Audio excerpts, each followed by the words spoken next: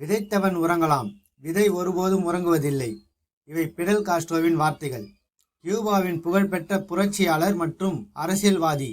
1952 பாடிஸ்டாவில் ஆட்சி கவிழ்ந்த பிறகு ஆயுத போராட்டத்தை தொடங்கினார் பிடல் காஸ்ட்ரோ.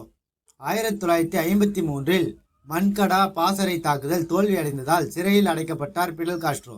சிறையில் இருந்து வெளிவந்த பிறகு சேகுவாருடன் இணைந்த பிடல் காஸ்ட்ரோ 1959 புரட்சியை வெற்றியடைய செய்து ஆட்சியை கைப்பற்றினார். சர்வாதிகார ஆட்சியை ஒழித்து கியூபாவை ஒரு கட்சி கம்யூனிச நாடாக மாற்றினார் பிடல் காஸ்ட்ரோ. அமெரிக்க சொத்துக்களை பிடல் காஸ்ட்ரோ தலைமையிலான கம்யூனிச அரசு 1960 தேசியமயமாக்கியதை தொடர்ந்து அமெரிக்காவால் விதிக்கப்பட்ட பொருளாதார தடைகள் இன்றும் நீடிக்கின்றன.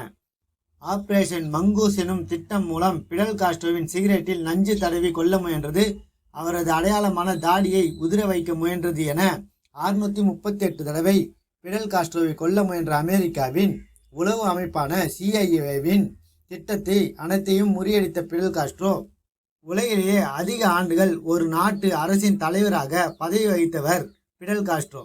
நவம்பர் 25, 2016 அன்று தனது 90வது வயதில் உடல்நலவு குறைவு காரணமாக காலமானார் பிடல் காஸ்ட்ரோ. சேனல் லைக் பண்ணி சப்ஸ்கிரைப் பண்ணுங்க மக்களே.